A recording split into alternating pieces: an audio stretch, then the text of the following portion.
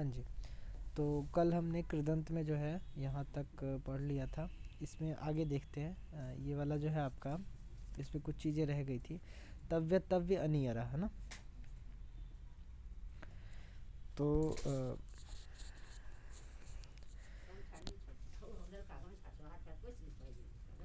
इसमें एक वार्तिक भी है, क्योंकि वार्तिक वगैरह हमें पढ़ने नहीं है तो वो छोड़ देते हैं, लेकिन एक मतलब थोड़ा इम्पोर्टेंट सा ही है, क्योंकि वो वार्तिक तो उससे आपको मतलब पूरे प्रत्ययों की पहचान हो जाएगी, तो पता चल जाएगा आपको। तो इसमें एक केलिमर है ना। वार्तिक है हमारा केलिमर उपसंख्यानम। ठीक है। तो इस वार्तिक से ही क्या होता है, केलिमर प्रत्यय भी होता है। मतलब क्या कि पाणिनि के द्वारा ये तीन प्रत्ययों का विधान किया गया, तव्य तव्य नियर है ना। और इसके साथ वार्तिक के द्वारा एक और प्रत्यय जो है इसके साथ जोड़ दिया गया, कहा गया कि केलिमर प्रत्यय भी होता है। किससे? धातु से ही होता है। तो मतलब जैसे तव्य तव्य नियर थे, वैसे ही केलिमर प्रत्यय भी होता है ना, धातु से। अब केलीमर प्रत्यय में जो है आपका क की संज्ञा हो जाएगी लशक व तद्धिते से, और रेफ जो है र का वो हलंत्यम आदि से संज्ञा होकर के, और एलिम शेष बचेगा है ना। ए ली म है ना, एलिम शेष बचेगा। और क्योंकि केलीमर जो है वो कित है ना। कित मतलब क की संज्ञा हुई है तो कित है। इस कारण से उसके परे रहते धातु को गुण वृद्धि का निषेध हो जाएगा है ना। तो इसीलिए जैसे कि पच धातु से जब हम केलिमर प्रत्यय करेंगे तो क्या होगा, पच धातु से केलिमर प्रत्यय करने पर आपका पच प्लस केलिमर हो गया। केलिमर में आपका क्या बच गया, एलिम बच गया शेष है ना, एलिम। अब इसमें जो है पच और एलिमर इसको जोड़ दीजिए तो क्या बन जाएगा, पचे लिम है ना। ओके। अब यहाँ जो है धातु को गुण हो रहा था क्या,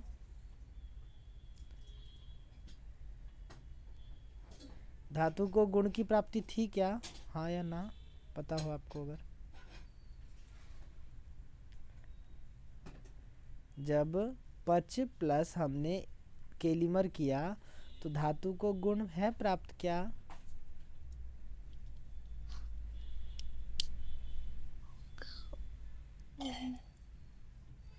नहीं प्राप्त है।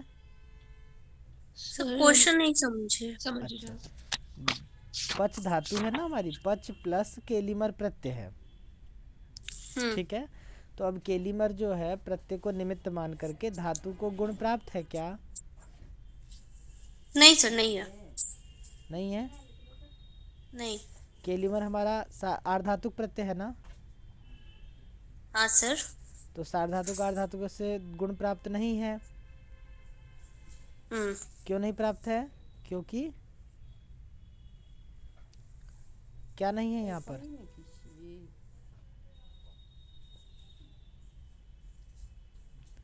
बताइए क्या नहीं है यहाँ पर, जिस कारण ये प्राप्त नहीं है गुण, या ये सूत्र प्राप्त नहीं है।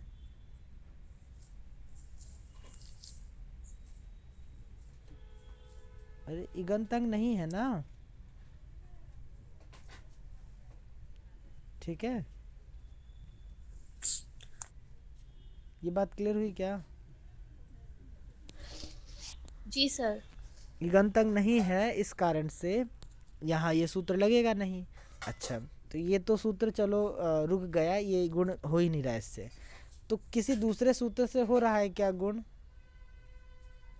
आपको बताया भी गया है ना कि दो सूत्र हैं गुण करने वाले।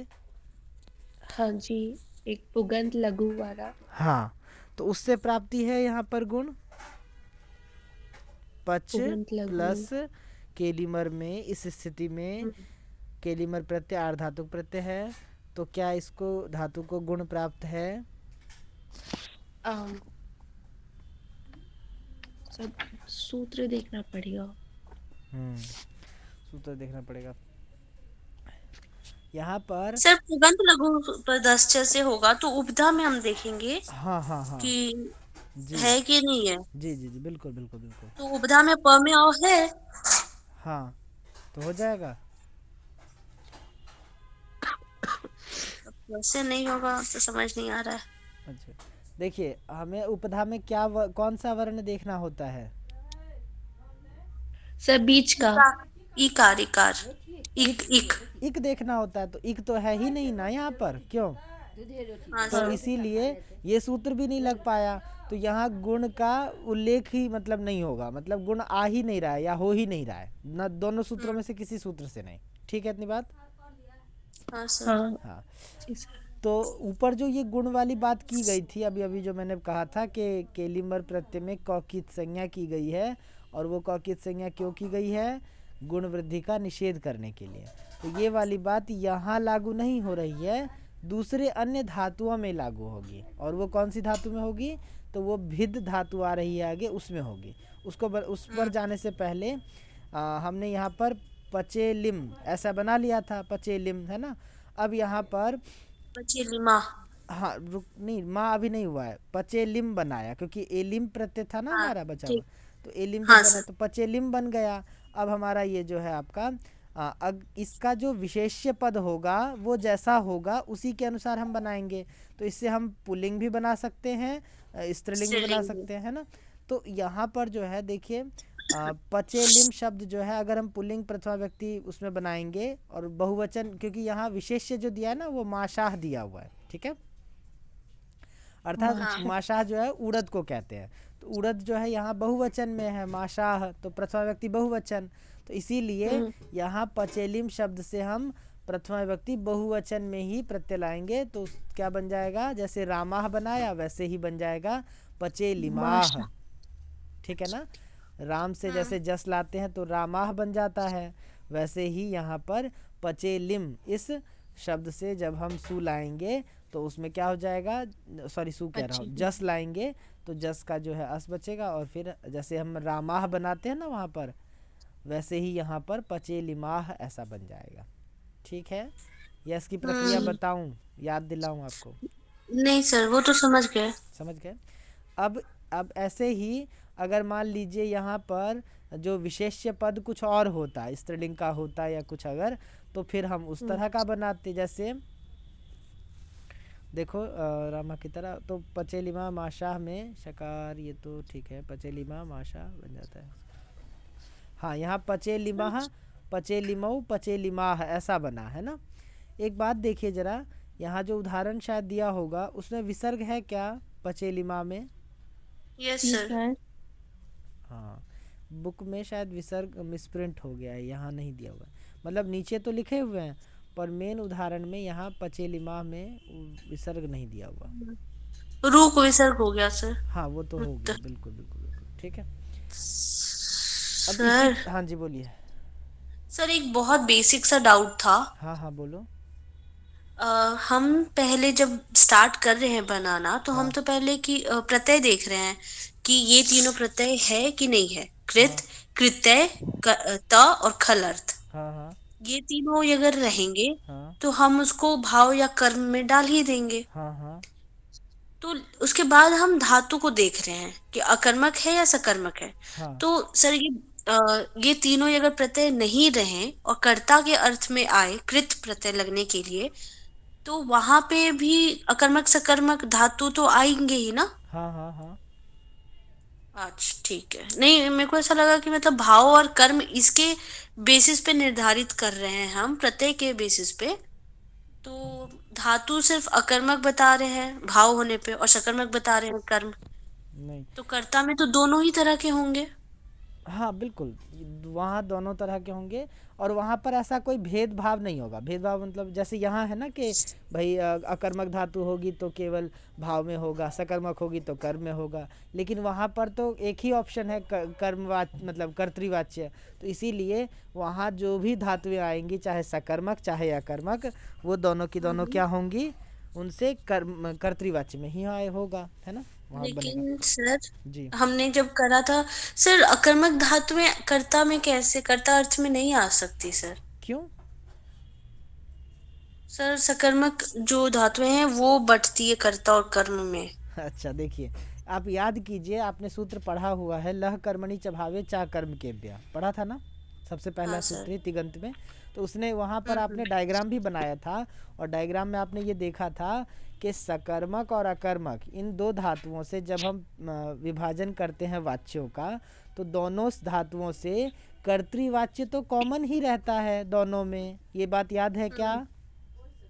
हाँ सर। तो फिर तो कर्तृवाच्य तो दोनों से बनेगा। हाँ, एक से कर्मवाच्य और एक से भाववाच्य, ये दोनों में डिफरेंट है। लेकिन चाहे धातु अकर्मक हो चाहे सकर्मक हो, दोनों से कर्तृवाच्य तो बन ही रहा है। हम्म, ठीक है ना? ठीक है। तो सर एद के साथ हम कर्म मतलब क्योंकि अकर्मक सकर्मक धातु के साथ हम भाव नहीं बना सकते, सकर्मक कर्म धातु ही बनेगा। सकर्मक धातु से भाव बनाना, हाँ अ, सकर्मक नहीं, सकर्मक धातु से भाव नहीं। नहीं बनेगा ना, क्योंकि वो तो आपने पहले ही बता दिया कि अकर्मक धातु होगी तो उससे भाव बनेगा। ठीक है? हम्म, ठीक है सर। और सकर्मक धातु होगी तो उससे आपका कर्म अर्थ में कर्म, जाएगा। हाँ, ठीक है। अब बात यहाँ एक बात और ध्यान से समझ लीजिए, कल शायद में भी थोड़ा सा उलझाव हो गया हो या जो भी, साफ साफ इस बात को अपने ध्यान में रखिएगा कि अगर भाव में होंगे ना, तो भाव में केवल नपुंसक लिंग होता है। ठीक है? हाँ सर, वो तो क्लियर है। हाँ, वो क्लियर है।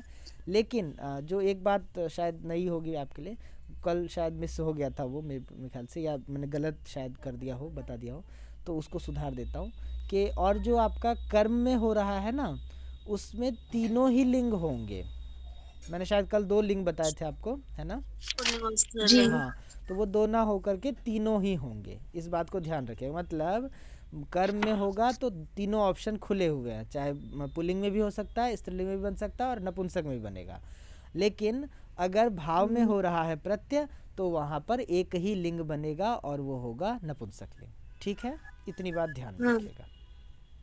ये तो एक्चुअली सर ये फाइनल वाला जी। ची वाले से फिर तीसरा वाला भी बनेगा। हाँ हाँ हाँ, कल जो वो नहीं हो रहा था ना, तो यहाँ वो बन तो ये रहा था कर्म के अकॉर्डिंग ही, क्योंकि कर्म में ही आया था। ठीक है ना? लेकिन एक्चुअली में ये है कहाँ का? नपुंसक लिंग का है। चेतव्यम जो बन रहा है ना यहाँ पर, क्योंकि पुष्पम जो है वो नपुंसक लिंग है, पुष्पम शब्द। Yes sir. इस कारण से यहाँ पर कंफ्यूजिंग हो रहा था थोड़ा सा, तो वो मैंने आपको क्लियर कर दिया कि अगर भाव में हो रहा है प्रत्यय, तब तो केवल नपुंसक लिंग में बनेगा, और अगर कर्म में हो रहा है तो तीनों खुले हुए हैं। क्या मतलब? पुल्लिंग में भी बन सकता है, स्त्रीलिंग में भी बन सकता है, और नपुंसक में भी बन सकता है। तो यहाँ कर्म में हो करके नपुंसक लिंग में बना है। क्या हुआ? हाँ सर। क्यों सी आ रही है? नहीं सर, कल कितने अच्छे से आपने एक्सप्लेन कर दिया था कि पुष्पम कैसे पुल्लिंग होगा। नहीं, पुष्पम पर पुल्लिंग बात वाली थी, चेतव्यम वाला जो था ना, वो वाली बात थी कि वो हाँ सर, कर्म के चेतव्यों अकॉर्डिंग पे ही ही था। था ना हाँ डाउट। हाँ, चेतव्यम पे बताया था। चलिए, तो वही मैं सोच रहा था कि इसमें कैसे ये चीज़ हो गया, तो फिर देखा मैंने। हाँ चलिए तो इसको आगे जो प्रत्यय आएंगे उनमें ध्यान रखिएगा कि अगर कर्म में होगा तो तीनों लिंग में होगा, और अगर भाव में होगा तो नपुंसक लिंग बनेगा केवल। ठीक है? तो ये हमारा पचेलीमा वाला जो है बन गया। उसके बाद जो भिद धातु है आपका, भिद धातु से क्या होगा? तव्यत प्रत्यय करेंगे तो इससे क्या होगा? भिद में देखिए ध्यान से, ई है ना यहाँ पर, भिद जी। में, हाँ, ई है, तो उस ई को यहाँ पर गुण प्राप्त है ना यहाँ पर, तो अब तो वो है, मिल गया। तो हाँ इसीलिए सर। पुगंत लघु पुगंत पदश्च लघु से, हाँ, पदस्य। पुगंत लघु पदश्च से यहाँ पर ई को ए हो जाएगा, है ना? तो क्या बन जाएगा? भेदे। हाँ, भे, भेद। भेद। और क्योंकि भिद भेद। धातु था तो भी के ई को ए हो गया, तो भी भे द, और उसके बाद क्या है? तव्यत प्रत्यय है, तो द को क्या हो जाएगा? त हो जाएगा। ठीक है? क्योंकि तव्यत यस प्रत्यय सर। आगे है, इस कारण से भी। और त को द को त हो गया तो डबल त हो जाएगा, तो फिर क्या बन जाएगा? भेतव्या, भेतव्य ऐसा बनेगा। और उसके बाद जो है अगर हम मान लीजिए कि जैसा विशेष्य रखेंगे उसी अनुसार हम बना लेंगे, है ना? पुल्लिंग में या जो भी। तो भेद से एलिम करके पुगंत लब, ये तो हो गया। और अच्छा हाँ, एक और ज़रूरी बात यहाँ पर कि किंगिति च से निषेध हो जाएगा। ठीक है ना? किसका? वही वाली बात जो मैं पीछे अभी बता रहा था ना आपको, कि जो गुण वाली बात वहाँ तो नहीं लग पाई थी पचेलिमा में, यहाँ पर लागू होगी। क्यों? क्योंकि भिद धातु है, तो यहाँ गुण गुण की बात आएगी, तो यहाँ पर गुण जो है उसका निषेध कर दिया गया। अब एक बात ध्यान दीजिएगा, जब हम ये तव्यत प्रत्यय करेंगे तब गुण नहीं रुकेगा, मतलब गुण हो जाएगा। लेकिन जब हम ये करेंगे केलिमर प्रत्यय करेंगे तब गुण रुक जाएगा। दोनों बात क्लियर है ना? क्योंकि वो वार्तिक है। नहीं, क्योंकि वार्तिक नहीं है, ये रीजन नहीं है, क्योंकि वो कित है। तो किंगिति च से कित प्रत्यय होने पर रुक जाता है ना, ये तो पता ही है आपको। क्योंकि केलिमर प्रत्यय में कौकित संज्ञा हुई थी, इस कारण से धातु को गुण नहीं होगा, गुण वृद्धि का निषेध हो गया किंगिति च से। और जब हम तव्यत प्रत्यय करेंगे तो वहाँ पर गुण हो जाएगा, क्योंकि वहाँ पर न तो कित है, ना गित है, ना यित है, ऐसे तीनों चीज़ों में से कुछ नहीं है। इसीलिए भेतव्या, वहाँ जो आपका तव्यत प्रत्यय करने पर भेतव्य बनेगा। और जब हम एलिमर प्रत्यय करेंगे, मतलब केलिमर प्रत्यय, तो यहाँ पर क्या हो जाएगा? गुण का निषेध हो गया किंगिति च से। तो फिर क्या बन जाएगा? भी दे लिम, ऐसा बन जाएगा। भिद धातु से एलिम, मतलब केलिम प्रत्यय करके और फिर एलिम बचा उसमें, तो भिदेलिम ऐसा बना।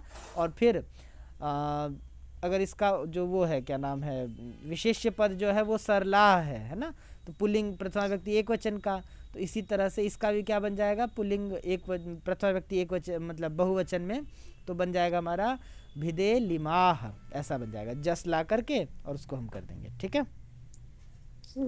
तो इसके रूप जो है वो राम की तरह चलेंगे, जैसे भिदे लिमह, भिदे लिमऊ, भिदे लिमाह, है ना, रामह रामो रामा, इस तरह से, ठीक है।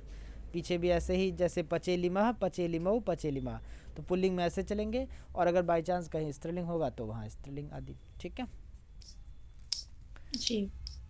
अब जो है आपका ये हो गया हमारा, ठीक है, इसमें और कुछ नहीं है ना। चलिए आगे चलते हैं। अगला सूत्र है हमारा, कोई डाउट हो तो पूछ लीजिएगा इसमें, और तो कुछ रह नहीं गया इसमें, है ना। तो इसमें हमने एद धातु से जो रूप बनाए और उसके जो उदाहरण है वो, तो आप क्या करेंगे, एक बात और अभी शुरू से ही बताता चल रहा हूँ, आप चाहे तो अभी आज बना लीजिए, ताकि जैसे जैसे आप सूत्र पढ़ते जाएं तो उन चीज़ों को आप नोट करते जाएं, मतलब उस टेबल के फॉर्म में आपके पास आ जाए, तो आपको एक्स्ट्रा एफर्ट ना करना पड़े जब उसके लिए, इंटरनल के लिए। नहीं तो फिर आपको बाकायदा फिर से पढ़ना पड़ेगा, सारी चीज़ें देखनी पड़ेंगी। तो अभी पढ़ते पढ़ते साथ ही आप क्या बनाते चलें, टेबल के फॉर्म में बनाते जाएँ, मतलब एक बार लिख लीजिए और उसमें डालते जाइए कि हाँ ये सूत्र और ये और इसका ये होगा। तो मैं बता देता हूँ आपको क्या होगा स्ट्रक्चर, उसके अनुसार आप बनाते चलिएगा, ठीक है। तो जहाँ चैप्टर्स ख़त्म होंगे तो फिर वहाँ आप लाइन डाल देना बीच में कि हाँ यहाँ एक चैप्टर ख़त्म हो गया, या जो इस तरह का। तो आप सबसे पहले इसमें जो ज़रूरी है कि आप सूत्र पढ़ रहे हैं, सूत्र के क्रम से पढ़ रहे हैं, आप उदाहरण के क्रम से अभी नहीं पढ़ रहे हैं। तो इसीलिए आप क्या करें, सबसे पहला जो कॉलम होगा वो सूत्र का होगा। तो अगर सूत्र लिख ले तो बहुत अच्छी बात, जितनी देर में मैं आपको बताता हूँ सारी चीज़ें, तो उतनी देर में आप एक सूत्र तो लिख ही सकते हैं। बाई चांस कोई सूत्र अगर बहुत बड़ा है तो उसके फर्स्ट पार्ट को लिख करके और डॉट डॉट डाल दें तो ये हो जाएगा। तो फर्स्ट वाला जो कॉलम होगा आपका वो सूत्र वाला हो गया। दूसरा जो है वो अर्थ वाला होगा, ठीक है। तो अर्थ जो है वो सिंपल ही आपको लिखना है, अनुवाद भर। जैसे मान लीजिए हमने ये सूत्र पढ़ा, तव्य तव्य अनियरा, है ना। तो ये क्या होगा कि अर्थ में आप लिखेंगे कि धातु से, या धातु से भी लिखने की आवश्यकता वैसे है नहीं, पर फिर भी क्योंकि पूरा अर्थ अगर लिखना है तो बस इतना सा लिख देंगे कि धातु से तव्य तव्य और अनियर ये प्रत्यय होते हैं, या ये कृत्य संज्ञक प्रत्यय होते हैं। तो सिंपल सा आपको लिख लेना है कि धातु से तव्य तव्य अनियर प्रत्यय होते हैं। या फिर अगर आप पूरा अर्थ नहीं लिखना चाहते हैं तो फिर आप क्या कर सकते हैं, अर्थ लिख करके अर्थ वाला कॉलम बना करके, और उसमें जो है आप क्या कर सकते हैं, आप लिख देंगे धातु प्लस तव्यत तव्य और अनियर, इन तीनों को लाइन से लिख देंगे, मतलब एक के नीचे दूसरा, दूसरे के नीचे तीसरा।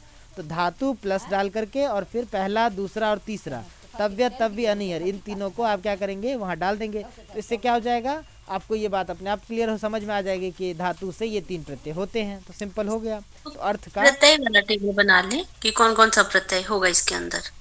हाँ, मैं पूरा टेबल ही बनवाने के लिए कह रहा हूँ, मतलब आप पढ़ते जाएं और अपना इसमें बनाते, मतलब लिखते जाएं, तो साथ के साथ आपका काम होता जाएगा। हाँ, तो फिर आप, मैं ये बोल रही हूँ अर्थ के बाद वाला जो कॉलम है वो प्रत्यय वाला बनेगा, धातु वाला हाँ, नहीं। नहीं, अभी मैंने ये बताया कि अर्थ जो आप बनाओगे ना, तो उसमें आपके पास दो ऑप्शन है कि अर्थ में चाहो तो आप पूरा पूरा अर्थ लिख सकते हो कि धातु से तव्य तव्य नियर ये प्रत्यय होते हैं कृत संज्ञक, है ना। धातु प्लस अप्रत्यय, हाँ, प्रत्यय ये प्रत्यय। दूसरा ऑप्शन मैंने बताया आपको कि अगर अर्थ नहीं लिखना चाहते पूरा पूरा तो उसकी जगह पर आप क्या कर सकते हो, उस कॉलम में, अर्थ वाले कॉलम में ही धातु प्लस तव्य तव्य अनियर ये प्रत्यय लिख करके आप दे सकते हो, कि इससे आपको पता चल जाए कि हाँ ऐसा कंडीशन होने पर ऐसा ऐसा होगा, बस सिंपल।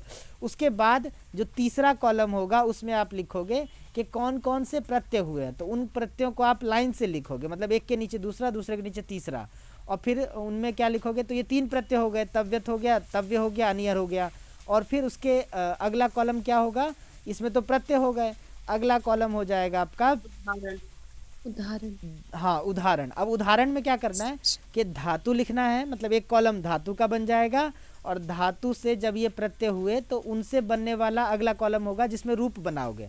जैसे धातु में डाल देंगे हम एद धातु, और आप कहाँ डालोगे तो देखो ध्यान से समझना, जो तव्यत होगा ना उसके सामने आप डालोगे धातु वाले कॉलम में एध, और उसके बाद वाले कॉलम में लिखोगे एध नियम, मतलब एधि तव्यम ऐसे करके, है ना, तव्यत वाला।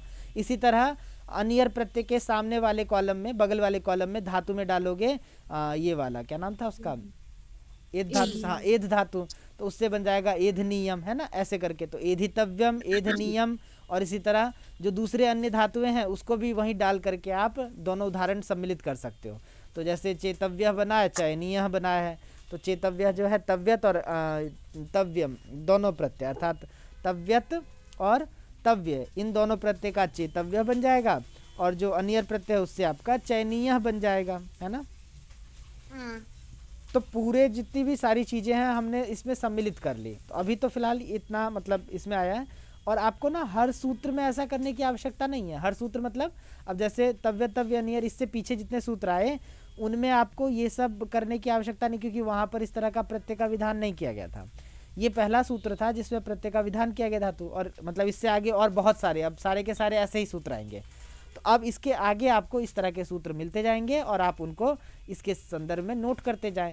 एक और बात बता दूं इसके साथ साथ, कितने कॉलम बन गए लगभग, पहला सूत्र का कॉलम हो गया, दूसरा अर्थ फिर का अर्थ, कॉलम हो गया, तीसरा प्रत्यय, प्रत्यय का कॉलम हो गया, चौथा उदाहरण, धातु का, हाँ उदाहरण में धातु हो गई, और पांचवा जो है जिसमें मतलब वो बन क्या रहा है, मतलब प्रत्यय, धातु और प्रत्यय बन जोड़ करके बन क्या रहे हैं, ठीक है, ये पांच हो गए। रूप। एक और, हाँ रूप हो गया वो, और एक और कॉलम अगर बाई आपको बनाना हो तो वो भी बना सकते हो, कि यहाँ जो शब्द बना है वो हमारा किस वाच्य में बना है और साथ में लिंग क्या है उसका, ये थोड़ा सा अलग हट करके, ताकि आपको अपने आप पता चल जाए कि हाँ भाई इसमें जो है ये कंफ्यूज अगर हो रहे हो तो, कि हाँ यहाँ पर जो है ये कर्मवाच्य में पुल्लिंग बना है, ये कर्मवाच्य में स्त्रीलिंग बना है, ये कर्मवाच्य में नपुंसकलिंग बना है, या ये फिर भाववाच्य में नपुंसकलिंग बना है। ऐसा करके आप ये कॉलम, छठा वाला कॉलम बना सकते हो। तो छठे को अगर एक साथ रखो तो एक साथ रख लो, नहीं तो अलग अलग भी कर सकते हो कि वाच्य का अलग कॉलम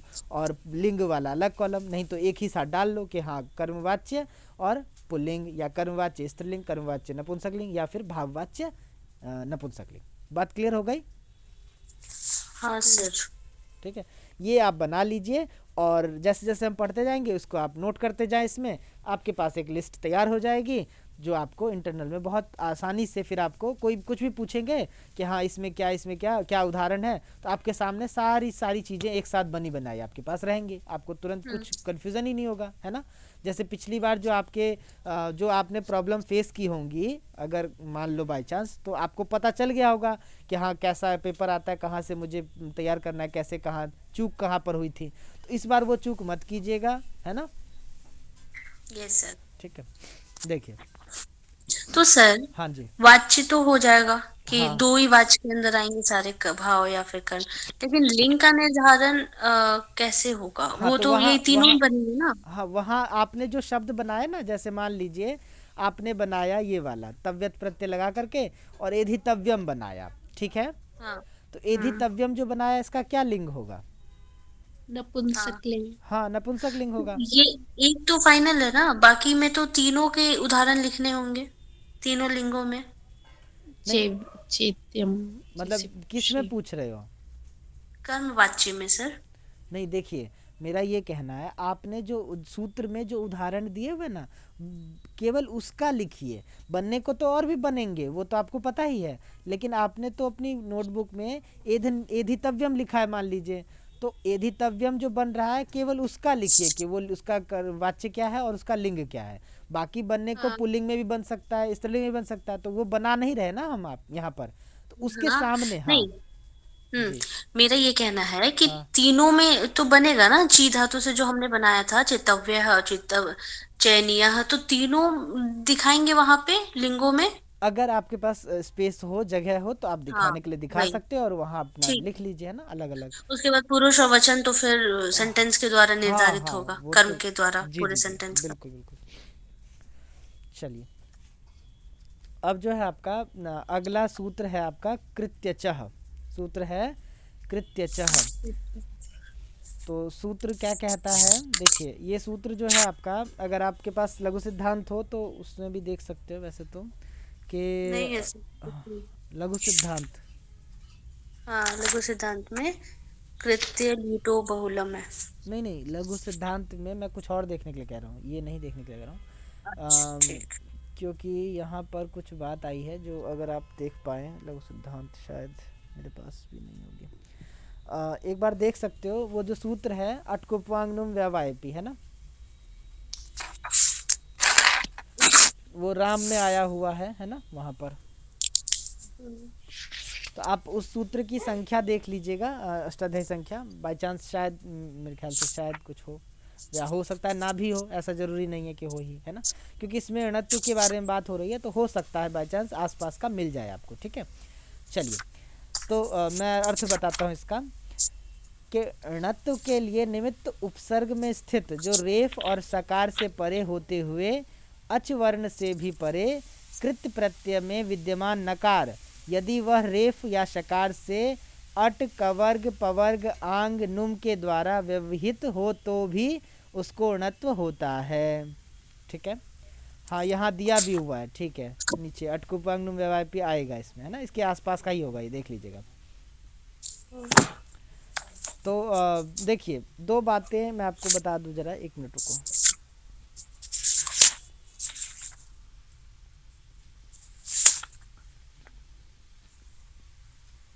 देखिए,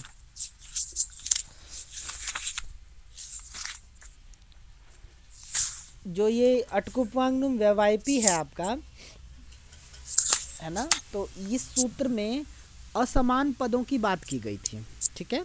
असमान मतलब, जी, जो समान ना।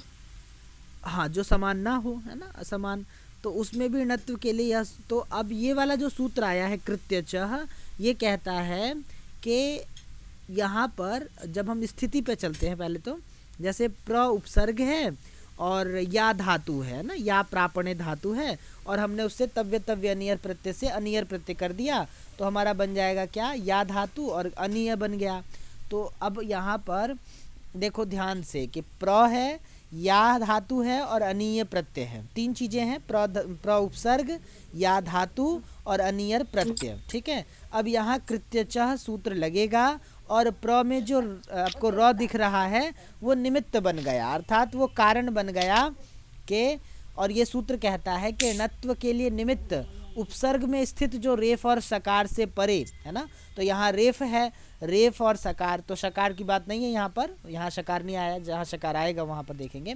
तो रेफ से परे क्या है, अच वर्ण से भी परे, है ना, रेफ के बाद क्या है, अच वर्ण है ना, प्र में र के बाद अ है, तो उस अच वर्ण से भी परे कृत प्रत्यय में विद्यमान नकार, है ना, तो वहाँ पर क्या है, अनियर प्रत्यय जो है वो आपका कृत प्रत्यय में है विद्यमान, तो कृत प्रत्यय में विद्यमान नकार, तो यहाँ अनिय में न है, तो उस नकार को यदि वह रेफ, और सकार से अट कवर्ग पवर्ग आंग नुम इनके द्वारा व्यवहित हो, तो मतलब बीच में ये सब इनमें से कोई भी एक आता हो, या सारे के सारे आ जाए, कोई दिक्कत नहीं है ना, या तो कोई इनमें से एक दो आते हो या कोई सारे आ जाए, है ना, तो क्या हो जाएगा, उसको ऋणत्व हो जाता है। किसको ऋणत्व हो जाता है, जो अनियर प्रत्यय का जो ण था ना, उसको हमने ण कर दिया, छोटा वाला न था उसको बड़ा वाला न कर दिया, ठीक है। तो सिंपल ही है, एक बार फिर बताओ क्या, इसको अगर वैसे लिखना सर चाहो, हाँ जी। बिना देखे समझ नहीं आ रहा, अष्टाध्यायी वाला वो खोला हमने लिंक से तो। हाँ तो उसमें नहीं है क्या, उसमें होगा ना, वृत्ति होगी, उपसर्गस्थ हम्म, निमित्त।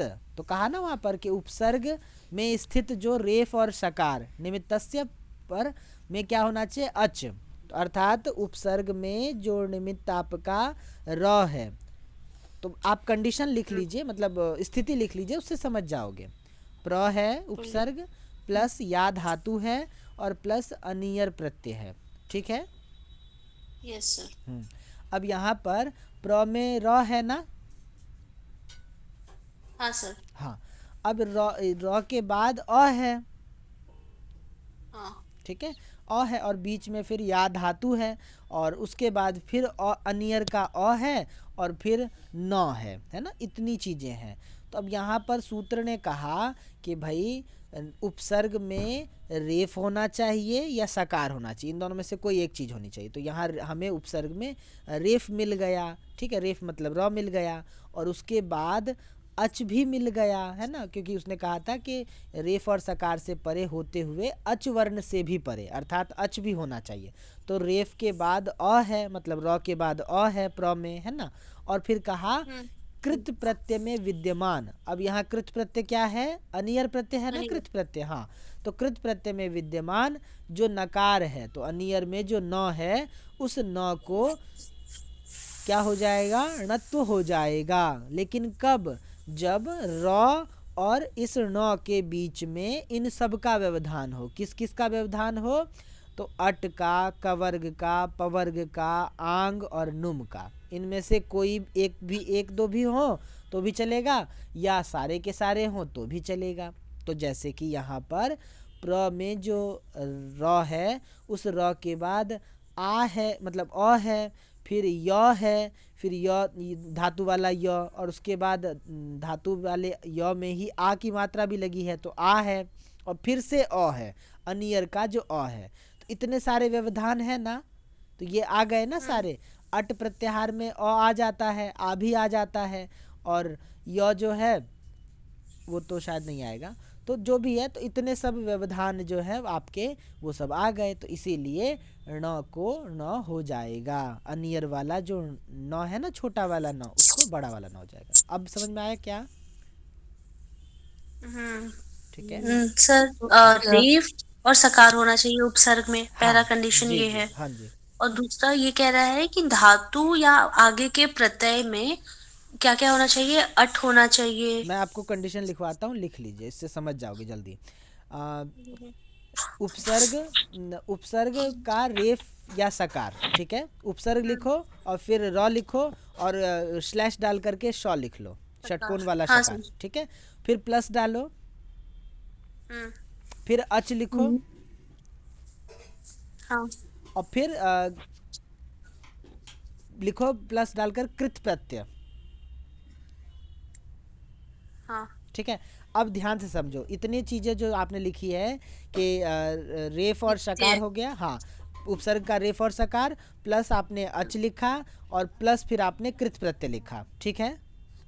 Yes sir. इतना लिखा। अब ये जो अच अच प्लस कृत प्रत्यय लिखा है ना, इनके बीच में एरो बना करके ये सब लिख लो, या फिर अगर एडजस्ट कर सकते हो तो कर लो, नहीं तो अगर अलग से लिख लोगे तो अच्छा रहेगा, क्योंकि उस एरो बना करके लिख लो इसके बीच में। किसके बीच में, अच प्लस जो कृत प्रत्यय लिखा है, इसके बीच में जो प्लस का निशान है ना, उस प्लस के नीचे लिख लीजिए कि यहाँ पर क्या होना चाहिए, अट होना चाहिए, कवर्ग होना चाहिए, पवर्ग होना चाहिए, अट, कवर्ग, पवर्ग, आंग और नुम। फिर से बताऊं, अट, अट मान प्रत्याहार हो और गया, नो। कवर्ग हो गया, पता ही है आपको, पवर्ग हो गया, आंग हो गया, आंग भी उपसर्ग ही है, और नुम हो गया, ठीक है। नुम एक आगम है, ओके। तो इनमें से कोई एक भी हो या सारे के सारे हों तो कोई दिक्कत नहीं, ठीक है। इनमें से कुछ तो होना चाहिए, इन सब का व्यवधान होना चाहिए। व्यवधान मतलब बीच में आए, किसके बीच में, जो कृत प्रत्यय है अच्छा वो, कृत। और अच के बीच प्रत्यय। में, हाँ। तो ऐसा आ रहा है ना यहाँ पर, जो आपका प्र का र है, उस र के और जो ये अच है, र के बाद अच का मतलब अ है, और उसके बाद बीच में य है, फिर आ है, फिर अनियर का अ है ना, ये सारे व्यवधान क्यों एग्जाम्पल में। जी सर। हाँ, इसीलिए इसको नौ को, जो छोटा वाला नौ है, इसको हम बड़ा वाला नौ कर देंगे इसी सूत्र से, कृत्य च से। ठीक है। अच्छा, जो अटक उपवांग नुम व्यवायपी सूत्र है, उससे यहाँ णत्व प्राप्त नहीं था, इसी कारण से ये सूत्र बनाना पड़ा। ठीक है ना, क्योंकि वहाँ पर अगर आप देखेंगे उस सूत्र का एक बार वो पढ़िएगा, क्या नाम है, अर्थ पढ़िएगा तो आपको समझ में आ जाएगा। ठीक है ना, हम्म।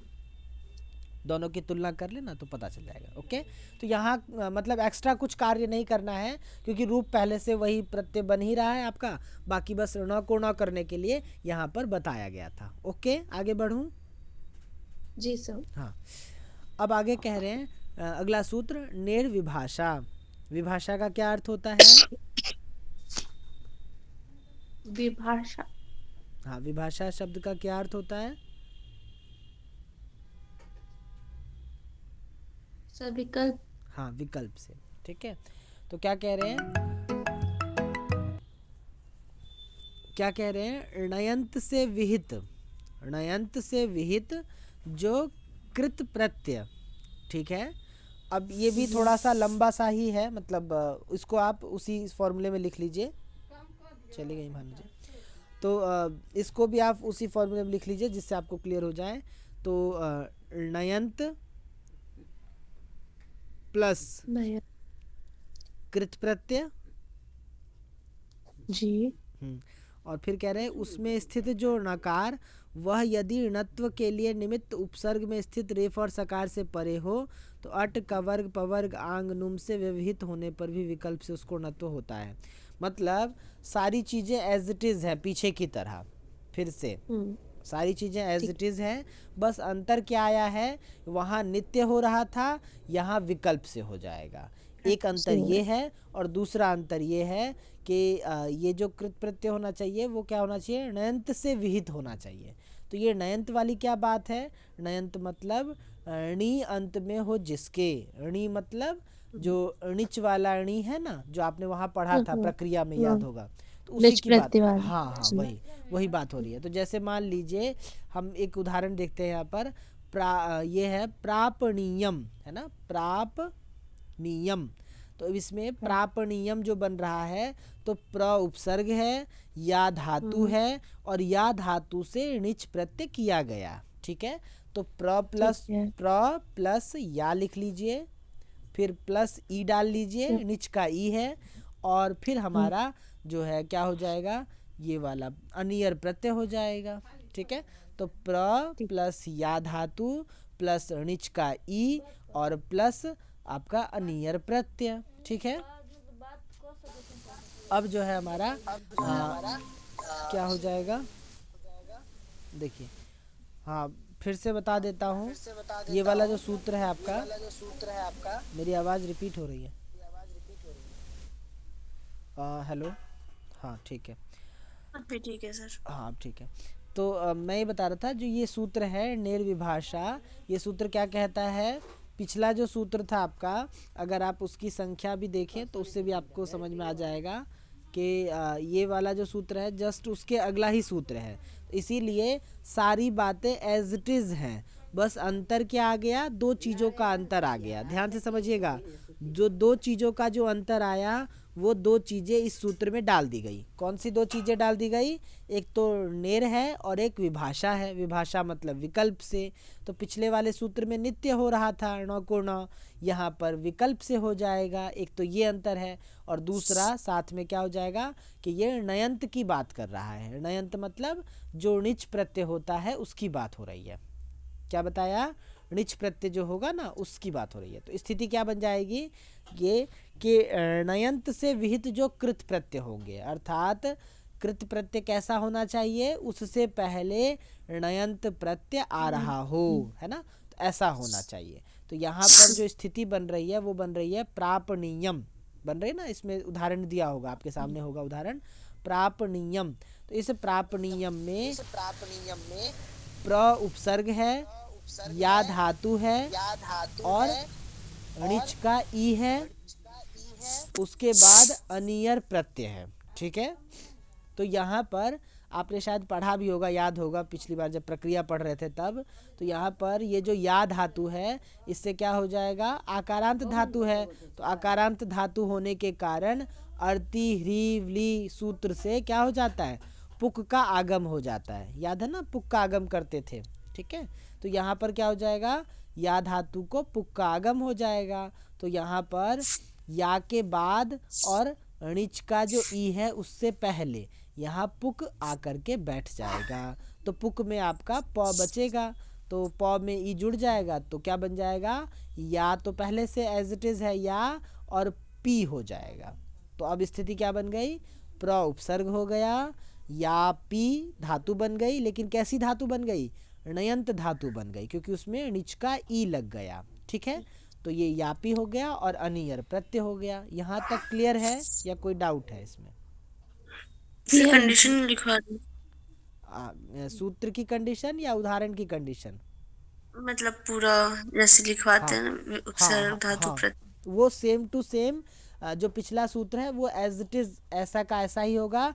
बस उसमें अंतर क्या आएगा कि जहाँ पर आपने वो लिखा होगा ना कि नकार को नकार हो जाए, उसमें लिख लीजिए कि नकार को विकल्प से नकार हो जाएगा। एक तो ये अंतर आ जाएगा इस सूत्र में, और बाकी सारी कंडीशन एज इट इज रहेंगी।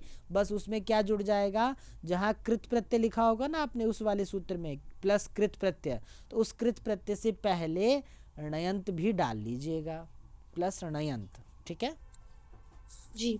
बस इतना अंतर आ जाएगा और बाकी सारी चीज़ें एज इट इज़ होंगी। तो सूत्र से भी पता चल रहा है कि सूत्र में दो ही चीज़ें बताई गई। सूत्र में मूल तो नेर और विभाषा ही था, बाकी सारा अनुवृत्ति से ले लिया गया पिछले सूत्र से, कृत्य चह से कह लीजिए, या उससे पीछे से भी वो सारा का सारा ले लिया गया जो आपका अटकुपवांग नुम से आदि से या रसाभ्याम नूण से है ना। तो इन सब चीज़ों से लेकर के और एज इट इज़ मैं एक बार फिर भी पढ़ देता हूँ इस सूत्र का अर्थ, ताकि आपको क्लियर हो जाए कि हाँ इसमें वही सारी बातें हैं। तो णयंत से विहित जो कृत प्रत्यय, उसमें स्थित जो नकार, यदि वह णत्व के लिए निमित्त उपसर्ग में स्थित रेफ और सकार से परे हो, तो अट कवर्ग पवर्ग आंग नुम इनसे व्यवहित होने पर भी विकल्प से उसको णत्व होता है। तो एज इट इज़ बातें हैं वही, बस दो बातें अंतर है कि यहाँ नित्य नहीं होगा बल्कि विकल्प से होगा णत्व, और साथ में जो कृत प्रत्यय होगा वो णयंत से विहित होना चाहिए, है ना। वो णिच प्रत्यय लगा होना चाहिए, णी प्रत्यय होना चाहिए। तो वो णिच वाला तो णी होता ही है, साथ में ये णयंत कहने से णिंग वाला भी णी आ जाता है, तो इसीलिए यहाँ णयंत कहते हैं। तो अगर दोनों का बोध कराना हो तो इसीलिए, ठीक है। खैर उस पर तो नहीं जाएंगे अब। यहाँ णयंत से मतलब आप समझिएगा नीच वाला वो ण, ठीक है। तो जी। तो ये बात अब स्पष्ट हो गई। और उदाहरण में जो मैंने आपको बताया प्रापणीयम, उसका तो मैंने आपको बता ही दिया कि प्र धातु हो गया, या सॉरी प्र उपसर्ग हो गया, या धातु हो गया, और या धातु को क्या हो गया था, पुक का आगम हो गया था णिच प्रत्यय परे रहने पर। तो बीच में पुक का प आ गया, तो या प आधा और फिर णिच का ई, इनको जोड़ दीजिए तो क्या बन जाएगा, यापी बन जाएगा। धातु हमारी यापी बन गई, णयंत धातु है ना, और प्र उपसर्ग है, और फिर अनियर प्रत्यय हो गया। ठीक है यहाँ तक। अब इस सूत्र से णेर विभाषा से क्या हो जाएगा, अनियर प्रत्यय में जो ण दिख रहा है इसको विकल्प से क्या हो जाएगा, णत्व हो जाएगा। तो हमारा दो बार दो रूप बनेंगे, एक में होगा एक में नहीं होगा। तो एक में नकार को नकार होकर के रूप बनेगा तो बन जाएगा प्रापणीयम, है ना, ऐसा बनेगा। तो एक में छोटा वाला न, एक में बड़ा वाला न, ठीक है ना। तो प्रापणीयम प्रापणीयम, ठीक है। सेम ही रूप है ना? हाँ सेम ही है, बस नकार का अंतर है, एक नौ का, एक में बड़ा वाला एक में छोटा वाला। ओके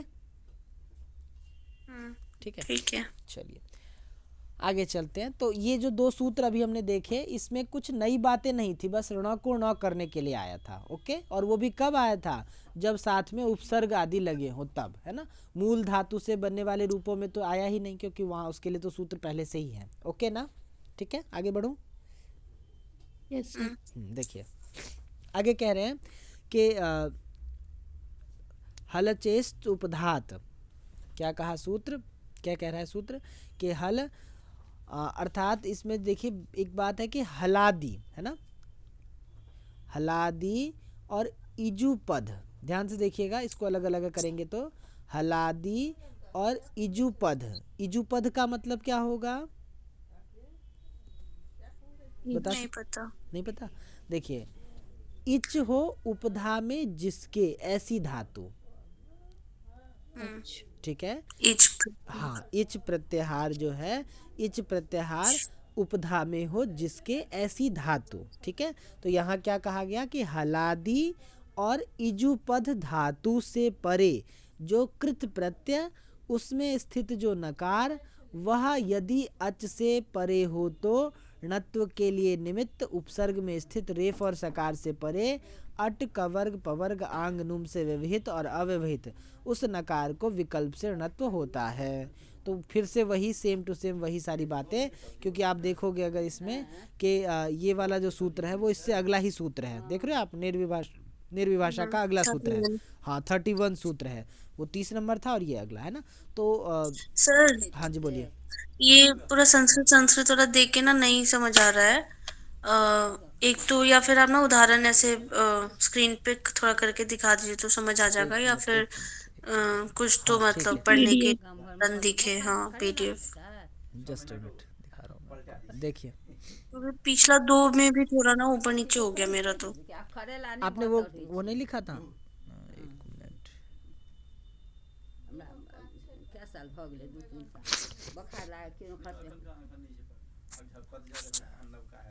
आपने कंडीशन नहीं लिखी थी क्या?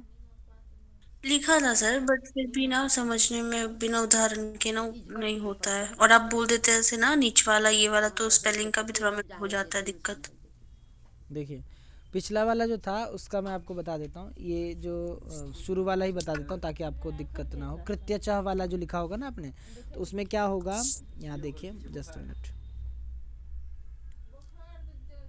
देखिए यहाँ पर मेन है आपका कि मैंने क्या बताया था आपको, रेफ और सकार, तो किसका, उपसर्ग का रेफ और सकार है ना।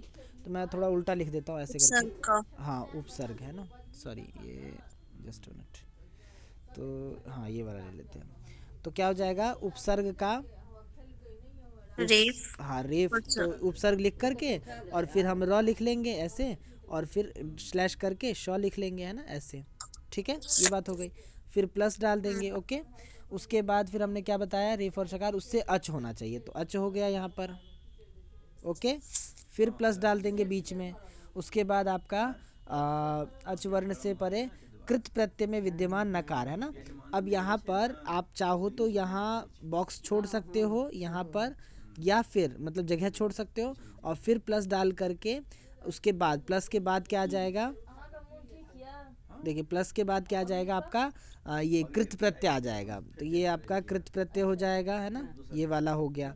अब यहाँ पर ये जो बॉक्स छोड़ा है हमने, इसके अंतर्गत चाहो तो आप इस बॉक्स के जगह पर ही लिख लो, चाहे तो आप इसके नीचे लिख लो। कौन कौन सी चीज़ें, तो आपका एक तो हो जाएगा अट हो जाएगा, एक आपका हो गया कवर्ग हो गया, है ना, कवर्ग हो गया, और एक आपका पवर्ग हो गया, ठीक है, और एक आपका हो गया आंग और नुम, है ना, ये यहाँ लिख रहा हूँ मैं, आप यहाँ से लिख लीजिएगा, ठीक है। आंग हो गया और एक आपका नुम हो गया, ठीक है। तो ये इतनी चीज़ें, कितनी, 3 ये और 2 ये, तो 5 चीज़ें जो है आपकी यहाँ पर आ गई, है ना। तो इन 5 का जो है आपका ये रहेगा इनके बीच में। अब क्लियर हुआ क्या, अब इसको उदाहरण पर बिठा लीजिए। उदाहरण क्या हाँ है, सर, हाँ बोलिए क्या कह ये रहे जो हैं। 5 चीजें चाहिए हमें अच और कृत प्रत्यय के बीच में, हाँ तो ये हम कैसे जोड़ के देखेंगे कि कहाँ पे है ये, उदाहरण, धातु में हो या प्रत्यय में हो? कौन सी ये 5 चीज़ें, हाँ सर। कहीं पर भी हो उससे कोई मतलब नहीं है। देखो अट प्रत्याहार में आने वाले वर्ण जो है वो वर्ण होने चाहिए, सीधी सी बात है। कवर्ग में आने वाले जो वर्ण है वो होने चाहिए। ये कोई वो नहीं है कि प्रत्यय का हो या इसका हो उसका हो, कुछ का नहीं, वो ये मतलब वर्ण होने चाहिए बीच में, इनमें से कोई भी, या तो एक हो कोई इनमें से, या फिर ये सारे के सारे हों, बस ये चाहिए, ठीक है। तो बीच वाला मतलब धातु का लास्ट वाला वर्ण देखेंगे और प्रत्यय का पहला वाला वर्ण देखेंगे। देखो मैं उदाहरण से समझाता हूँ, उदाहरण लिखोगे तब आपको समझ में आएगा। जैसे यहाँ पर जो मेन उदाहरण था वो क्या था, प्रापणियम था ना। प्रापणियम में प्र उपसर्ग है, ठीक है। अब देखो प्र उपसर्ग में ये र आया कि नहीं आया, यहाँ पर बोलिए। र आया, ये वाला र है ना यहाँ पर, देख रहे हो। और अच भी आया कि नहीं आया, बोलिए। सर ठीक है। देखिए ये वाला। और ये फिर या जो है या धातु है, तो या धातु में य आया, ठीक है। और य में आ है। अब इसके बाद जो है या ये प्लस। या के बाद जो है वो क्या है, अनियर है ना। या के बाद क्या है, अनियर, है ना। तो य की हाँ। तो संज्ञा हो गई। तो अब यहाँ देखो, यहाँ पर कृत प्रत्यय हो गया ना, अनियर, ये वाला। क्यों, ये यस हमारा सर। ये कृत प्रत्यय हुआ ना, ये है ना, ठीक है। और ये जो 5 चीजों में से क्या क्या आया यहाँ पर, अट के बाद। हाँ, कृत प्रत्यय हो गया। तो यहाँ पर देखो एक बात, कि इसने क्या कहा था कि कृत प्रत्यय में विद्यमान नकार, है ना। तो कृत प्रत्यय में विद्यमान नकार, तो नकार है ना यहाँ पर, ये ये वाला नौ है ना। हाँ तो ये कृत प्रत्यय का नकार नील विद्यमान पतंग। है ना। और उससे पीछे क्या है, अ है। तो ये जो अ है हमारा, वो अट में आता है कि नहीं आता है। हाँ सर। तो ये आ गया आठ में हमारा। उसके बाद फिर से ये देखो आ है ना यहाँ पर, ये भी हमारा आठ में आता है, धातु ठीक है। वाला। हाँ, धातु वाला, बिल्कुल। और फिर ठीक जो है है ठीक। वो य तो चलो किसी में नहीं आता इनमें से, तो इसको तो छोड़ दें, जो भी है। और उसके बाद जो है आपका वो अच की बात कर रहा था। तो फिर देखो ये अच आ गया यहाँ पर, प्र में जो अ है, ये वाला अच, हम्म। ठीक है। और ये जो श है, मतलब र है, वो तो ये आ ही गया, ये र है ना यहाँ पर। अब क्लियर हुआ, सारी चीजें मिली इसमें उदाहरण में, यस सर। ठीक है। तो ये जो है मूल जो था मेन, तो इसलिए इस न को क्या हो जाएगा, ये वाला न हो जाएगा फिर, है ना। बस हाँ। सिंपल ये था। ऐसा ही आपको सारे उसमें करना है, ठीक है। उदाहरण क्या बनेंगे, रूप इस क्या बनेंगे। हाँ, इसका रूप बन गया आपका प्रापणीयम, है ना, ठीक है। तो ये आपका बन गया प्रापणीयम। सर वो बता दीजिए। हाँ, एक मिनट रुको जरा। ये जो कृत्यचा है ना, इसका जो उदाहरण बन रहा है वो प्रयाणीयम बन रहा है, क्योंकि इसमें या धातु तो है, लेकिन ये इसमें वो नहीं हुआ ना। जैसे हमने अभी उसका आगम किया था, पुक का आगम किया था, तो वो नहीं हुआ। तो इसका जो उदाहरण बन रहा है, उदाहरण आपके उसमें लिखा ही होगा, उदाहरण में कृत्यचा सूत्र का उदाहरण है प्रयाणीयम, ऐसा ही है ना उदाहरण, देखिए जरा। और सर ये हाँ प्र का जो र है हाँ। उसको हम न बना रहे हैं ना, तो फिर ये प्रा क्या कहाँ क्या से आ जा रहा क्या है। क्या क्या क्या, प्र के र को ना बना रहे हो। रेफ कौन सा है। रेफ ये रहा ना, ये वाला रेफ। हाँ तो इसी को तो नित्य हम लोग न कर रहे हैं ना, किसको न कर रहे हे हैं। भगवान, अरे कृत प्रत्यय में जो न है उसकी बात हो रही है यहाँ। अनियर में जो र है, मतलब न है। अच्छा, ये जो ठीक है। अनियर प्रत्यय में यहाँ पर जो न दिख रहा है, रुको एक मिनट इसको। मेरे को र सुनाई दे रहा था। नहीं नहीं, ठीक है। अनियर में जो न है, न न, ठीक है ना। तो यहाँ न को न करना है, ठीक है। मतलब अगर मैं पूरा का पूरा आपको दिखाऊं, इसको मैं मिटा रहा हूँ और इसको वो कर दे, देखिए वही ना। देखिए। मेन क्या है इसमें, आपको जो कृत प्रत्यय में जो नौ होगा ना, उसको देखना है कि मतलब इस वाले नौ को चेंज कर रहे हैं हम इसमें, ठीक है। ओके। Yes sir. हाँ, तो मेन ये जो नकार होना चाहिए, वो कौन सा नकार होना चाहिए, वो हमारा बढ़िया। कृत प्रत्यय वाला होना चाहिए, ठीक है। क्या होना ठीक चाहिए, है। कृत प्रत्यय वाला होना कृत चाहिए। प्रत्यय। चलिए, अब जो है देखिए, सर हम अन्य की जगह जगह कुछ और लेते हैं तो किसकी वहां ये जगह, नहीं चलेगा, मतलब दूसरा उदाहरण किस, अनियर के अलावे। हाँ, तो जहाँ कहीं नौ आएगा वहां पर लगाएंगे ना, नौ जहाँ नहीं आएगा वहां ठीक है। कैसे लगेगा, ठीक है। ठीक है। तो वही पूछू कोई और हाँ उदाहरण है कृत प्रत्यय का। हाँ, आगे जहाँ कहीं भी न वाले कृत प्रत्यय आएंगे अगर, तो उनमें ये सूत्र लगने के लिए जाएगा जहाँ कहीं कंडीशन ऐसी आएगी। और ध्यान ये रखना है ये कि जिज्ञासा हो उपसर्ग, रही है ऐसे जानने की। क्या चीज़ जिज्ञासा हो रही है? हाँ, कि कोई और ऐसा प्रत्यय है नियर के अलावे। हाँ, बहुत सारे प्रत्यय हैं जिसमें न आता है, परंतु वहाँ पर जब उपसर्ग में र होगा निमित्त तभी वो कर पाएगा काम। अगर उपसर्ग में इनमें से नहीं होगा कुछ तो फिर कैसे हो पाएगा, ये कह रहा हूँ मैं। ठीक है ना? ठीक मतलब न वाले ठीक है। तो और भी प्रत्यय हैं, परंतु उपसर्ग में र हो ये आवश्यक नहीं है। कहीं पर होगा, जहाँ कहीं होगा तो वहाँ पर कर लेंगे, जहाँ नहीं होगा वहाँ नहीं कर पाएंगे। ठीक है ना? तो और उपसर्ग लगाने का क्या कंडीशन है कि उपसर्ग लगा के हम बनाएं? उपसर्ग की कोई कंडीशन नहीं है, वो तो आप अर्थ के अकॉर्डिंग उपसर्ग लगाते हैं ना, कि अगर आपको अर्थ की अभिव्यक्ति करने में उपसर्ग की ज़रूरत है तो आप उसको जोड़ करके लगा सकते हैं उसके साथ। जैसे यहाँ पर ही याप नियम जो बन रहा है, जैसे हमने एधितव्यम बनाया, ये सब बनाया, तो इसमें अगर आप उपसर्ग लगाना चाहते हो तो लगा सकते हो जोड़ करके। ठीक है? ठीक है। तो क्योंकि तव्यत प्रत्यय आदियों में ये प्रश्न नहीं उठा था। क्यों? क्योंकि वहाँ पर न था ही नहीं तव्यत में, ना तो तव्यत में है और ना तव्य में है। लेकिन अनियर प्रत्यय में न था, तो इसीलिए उसके लिए ये मतलब एक तरह का प्रश्न उठा था, तो इसी का जवाब इन्होंने यहाँ पर दे दिया। क्योंकि पिछले सूत्रों से न को न नहीं हो पा रहा था, जैसे कि अटकुपवांगनुम सूत्र से जो हमने राम आदि में भी किया था, लगाया था, तो इसीलिए ये सूत्र बनाया गया जिससे आपका न को न करने का यहाँ पर कहा गया। सर उदाहरण लिख के दिखा दीजिए ना एक बार। हाँ, लीजिए। तो सर ठीक है। तो यहाँ कृत प्रत्यय में तो कोई भी सारे प्रत्यय ले लेना हम कृत। यहाँ नियर है तो कृत्यय है तो कृत ले लेते हैं ओवरऑल सभी। हाँ हाँ, बिल्कुल बिल्कुल, क्योंकि यहाँ पर ऐसा वो नहीं कहा कि केवल आपको अनियर ही लेना है, ऐसा कुछ नहीं। इन्होंने कहा कि कृत प्रत्यय मतलब कृत, हाँ, कृत प्रत्यय का नकार होना चाहिए। तो मेन वो है कि नकार होना चाहिए आपका। ठीक है? तो मैं क्या बता रहा था, हाँ, तो देखो उदाहरण जो है इसका कृत्य चह का वो है प्रापणीयम। क्या है? प्रयाणीयम, सॉरी, बार बार प्रापणीयम वो आगे का उदाहरण आ रहा है। तो प्रयाणीयम उदाहरण क्या है इसका? प्रयाणीयम।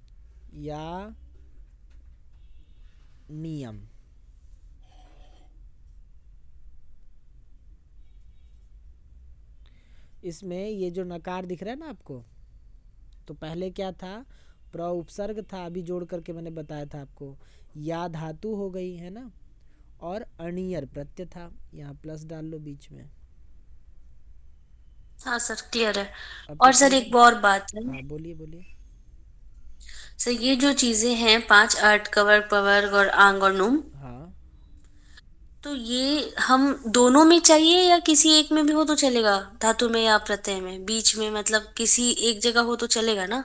नहीं, मेन वही है कि अच्छा उसके बीच में ये व्यवधान चाहिए, ये वर्णों के बीच में। अट मतलब जो अट में आने वाले जो वर्ण है ना, वो ऐसा कुछ स्पेसिफिक नहीं बताया कि वो धातु का हो या प्रत्यय का हो या ऐसे कुछ नहीं। बस इनके बीच में इन वर्णों का व्यवधान होना चाहिए, ये बताया बस।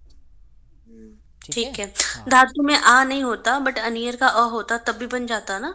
हाँ, बिल्कुल बिल्कुल, मतलब इनमें से कोई भी आएगा तो उससे हो जाएगा आपका। ठीक है? सर इनमें से उदाहरण दीजिए ना, कवर पवर आंग नुम का उदाहरण। कवर्ग पवर्ग आंग नुम, अब ये सारे उदाहरण एक साथ इसमें नहीं मिलेंगे ना आपको, अलग अलग, और ना तो पुस्तकों में दिया जाता है। ये आपको उदाहरण कहाँ मिलेगा? ये काशिका में जब हम पढ़ते हैं वहाँ मिलता है। कैसे सही मतलब? बात। आपको ये बात शायद मैंने वहाँ बताई भी थी कि जब हम यस काशिका के सर। क्रम से पढ़ते हैं तब पूरा फोकस सूत्र पर होता है। क्या होता है? पूरा फोकस सूत्र सूत्र। पर होता है। सूत्र की एक एक कंडीशंस के लिए वहाँ उदाहरण को आपको साथ साथ बताया जाएगा कि देखो इस चीज़ के लिए ये उदाहरण है, इस चीज़ के लिए ये उदाहरण है, इस चीज़ के लिए ये उदाहरण है, हर एक कंडीशंस के लिए। और लेकिन यहाँ पर जो सिद्धांत कौमुदी हम पढ़ते हैं, यहाँ पर क्या होता है कि एक ही सूत्र के एक कंडीशन के लिए एक उदाहरण अलग एक जगह पर है, और उसकी दूसरी कंडीशंस के लिए दूसरी जगह पर होगा वो उदाहरण। तो यहाँ फोकस मेन उदाहरण को लेकर के है, ना कि सूत्र को लेकर के। और अष्टाध्याय में मेन फोकस सूत्र को लेकर के रहता है। ठीक है? ठीक है। और सर ये वाला समझा दीजिए, नियंत वाला। हाँ, इसमें जोड़ लीजिए, देखिए मैं बता देता हूँ इसको, जस्ट मिनट। इसको ये देखिए, इसका भी वो लिख देता हूँ। हाँ देखिए, इसमें क्या है आपका, पहले णयंत से विहित जो कृत प्रत्यय, तो जहाँ हमने कृत प्रत्यय लिखे थे ना, उनमें क्या करेंगे हम, जैसे मान लीजिए ये कृत प्रत्यय है, मैं यहाँ से लिखता हूँ, है ना। ठीक है, तो ये कृत प्रत्यय कैसा होना चाहिए, णयंत होना चाहिए। अर्थात इसको मैं, रुको एक मिनट, जस्ट अ मिनट, इसको हाँ यहाँ से देखिए। ठीक है, तो ये कृत प्रत्यय क्या होना चाहिए, इसके साथ णयंत होना चाहिए। ठीक है, णित, इसको मैं अगर णिच ही लिख दूँ तो आपके लिए और ज़्यादा समझना आसान हो जाएगा ना, तो मैं णिच ही लिख देता हूँ, है ना। ठीक है, णिच का ई हो गया, और प्लस क्या हो जाएगा अब, वो देख लीजिए कि धातु। हाँ रुकिए जरा एक मिनट, प्रापणीय, तो अनियर प्रत्यय हो गया, और फिर ई हो गया, या धातु हो गई, है ना, धातु आ जाएगी यहाँ पर मेन, है ना, और उपसर्ग आ गया। ठीक है, मेन तो यही रहेगा आपका, उपसर्ग हो गया, धातु हो गया, प्लस ऋच प्रत्यय हो गया, प्लस कृत प्रत्यय हो गया। मेन चीज समझ गए ये बात। अब हम्म। इसमें कंडीशंस की बात कर लेते हैं। तो उपसर्ग में हो क्या होना चाहिए, उपसर्ग में हमें चाहिए, उपसर्ग में हमें र या श, सकार। हाँ र या श में से कुछ होना चाहिए, दो में से एक चीज। धातु जो है, धातु के लिए कोई कंडीशन ही नहीं है, तो धातु तो कोई भी धातु हो यहाँ पर, है ना। उसके बाद जैसे कि यहाँ पर धातु क्या लिया गया है, यहाँ पर तो धातु में जो है यहाँ पर या धातु लिया गया है। कौन सी धातु ली गई है, या धातु। या ठीक है, और उपसर्ग हमारा प्र लिया गया है। ठीक है, तो प्र प्लस या हो गया। उसके बाद णिच प्रत्यय तो एज इट इज लिया गया, और कृत प्रत्यय में कौन सा प्रत्यय लिया गया, तो अनियर प्रत्यय लिया गया, तो अनीय ऐसा बचेगा। ठीक है ना, इतनी बात क्लियर नीच है। को नियत लिख ले। क्या चीज, नीच को नियत लिख ले। णिच को हाँ लिख लीजिए। तो अब जैसे तो देख, सर नीच हाँ क्या है, ये धातु है, ये है क्या, प्रत्यय है? आपने नहीं सुना क्या, प्रत्यय है, सॉरी। णिच नहीं सुना क्या आज तक। सुना है सर, प्रत्यय है। हाँ तो बस, तो आपने उसमें णयंत तो वाला एक पूरा नीच का चैप्टर ही भी पढ़, नियत। जी हाँ सर। णिच ठीक है। वाला पूरा एक चैप्टर ही पढ़ा है ना, प्रक्रिया में पढ़ा था ना, पहला ही चैप्टर, णयंत प्रक्रिया। हाँ सर। तो वो णिच यही वाला तो है ना, णिच। ठीक है, हाँ सर, तो वो नियत कैसे होगा? णयंत कैसे नियत। होगा, हाँ देखो णिच में, ठीक है सर, आगे चलिए। णिच में णी, नयंत शब्द कैसे बनना है, णी अंत में हो जिसके, ये नहीं सर, बात वो आपको, याद आ गया। हाँ तो बस, तो वो सारा मैंने बताया हुआ आपको। तो ये हो गया। अब यहाँ पर तो ये जो धातु है हमारी, या धातु, ये अकारांत धातु है, मतलब अजंत धातु है और अकारांत धातु है। तो अकारांत धातु होने के कारण आपको वहाँ भी मैंने ये करवाया भी था, अर्ति ह्री व्ली इस सूत्र के द्वारा पुख का आगम हो जाएगा। इस सूत्र मतलब धातु को क्या हो जाएगा, यहाँ पर है ना, मेन यहाँ पर क्या हो जाएगा, पुख का आगम हो जाएगा। तो या धातु से क्या हो जाएगा, पुख का आगम हो जाएगा, तो प बन जाएगा, है ना। देखो ऐसे यहाँ पर क्या हो जाएगा, पुक का प, पुक में प बचेगा ना। ठीक है, बीच में प आके बैठ गया, किसके बीच में आके बैठ गया, धातु और णिच प्रत्यय के बीच में। धातु हमारी या धातु है, और उस णिच प्रत्यय के बीच में पुक का प हो गया, मतलब पुक में जो उ है वो, और क की संज्ञा हो जाएगी, तो प बचेगा। यहाँ तक क्लियर है भानु जी। ये सर। हाँ, तो ये हो गया हमारा। तो अब क्या बन गई स्थिति, क्या बन गई, प्र और फिर हमारा या प, है ना, और बीच में णिच का ई हो जाएगा। इतनी बात क्लियर है क्या। ठीक है, अब इन सबको जोड़ दीजिए, तो क्या बन जाएगा हमारा, प्रा, एक मिनट, यहाँ पर भी प्रयापणीयम बन रहा है क्या, ये तो मैं आपको, मैं कौन ये वाला समझा रहा था ना, निर्विभाषा। ठीक है, प्रयापणीयम, प्रयापणीयम, प्रयाप, हाँ देखिए, प्र या फिर प में ई जोड़ देंगे तो पा पी हो जाएगा, तो पी, प्र या पी, ऐसा बन रहा है क्या, एक मिनट, प्र या अच्छा, ये कहाँ गया, न्यंत का। एक मिनट एक मिनट एक मिनट एक मिनट, यहाँ बन गया था। अच्छा हाँ ठीक है ठीक है, ई का लोप हो जाएगा, अन्यंत। आपने पढ़ा हुआ है रेरनिटी से। तो ई तो चला जाएगा, तो इसको ई को हटाओ पहले यहाँ से, कंफ्यूज कर रहा है ना ई। ठीक है, तो ये हमारा जो है ये वाला कहाँ से आ गया, एक मिनट देखिए, प्र हो गया, फिर या हो गया, और फिर प हो गया, और फिर प में क्या हो जाएगा, ये अनियर और का। पूरा हो जाएगा। हाँ प पूरा हो जाएगा और मिल जाएगा, तो ई का लोप हो गया, ये ई का है ना। और किस हम्म। सूत्र से, रेरनिटी से, वो आपने पढ़ा हुआ है। तो प हो गया, तो हाँ। प्र या प नी और य। ठीक है, ये बन गया हमारा। अब इसमें जो है इस पूरा शब्द बन गया। अब इससे हम क्या करेंगे, वो प्रत्यय ले आएंगे, मतलब सु लगा देंगे, है ना।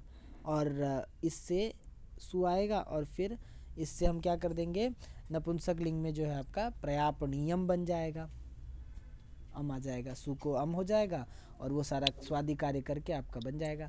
अब यहाँ पर ध्यान देने वाली बात क्या है कि ये जो ण को ण अभी तक हमने नहीं किया इसमें, है ना, तो उसको आप इसी हम्म। सूत्र के द्वारा करेंगे, किसके द्वारा, नेर विभाषा के ये द्वारा। भी भाषा।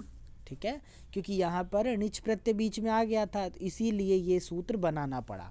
नहीं तो अब देखो ध्यान से एक बात, कि अगर ये निच प्रत्यय नहीं आया होता, तब तो पिछले वाले सूत्र से ही काम बन जाता ना, कृत्यचा से ही हो हम्म। जाता है ना। हाँ लेकिन तो मतलब एक बार ये रूप बनेगा जो हमने बनाया, और एक बार पनीय की जगह बड़ी ण हाँ करके हाँ बनेगा। हाँ, बिल्कुल बिल्कुल बिल्कुल। तो उसकी जगह पर जो है हम क्या कर देंगे, यहाँ पर एक तो हमारा ये रूप बन गया, और एक बार जो है हाँ। हमारा ये वाला ऐसे कर देंगे, है ना। तो ठीक। प्रयापणीयम लग जाएगा, प्रयापणीयम बन जाएगा। ठीक है, ठीक। ये मंडे अगले हफ्ते तक आप, मतलब मैं भेज दूंगा आपको, आज इसी कल ही भेज दूंगा, सारा मिल जाएगा। और इसमें ये जो सूत्र है ना, क्या नाम है, ये 4 सूत्र एक साथ ही क्योंकि शायद हाँ 4-5 सूत्र लगभग ये नकार वाले एक साथ ही हैं, तो इनको एक साथ तैयार कर लीजिएगा, क्योंकि इस पर लॉन्ग क्वेश्चन आ जाता है कई बार। तो वो अगर आ जाए तो बाई चांस तो उसको आप बता सकें, है ना। तो यहाँ से 6-7 लगभग सूत्र है ये करीब करीब। इसके अभी तक कोई नया प्रत्यय नहीं आएगा अभी, है ना, जब तक ये नकार वाला आ रहा है तब तक कोई नया प्रत्यय नहीं आएगा, बल्कि इन्हीं के उस पर आपको करना पड़ेगा। ठीक है, यस सर। ठीक है, फिर हम कल इतिहास वाला करते हैं। ठीक है, ओके। ओके।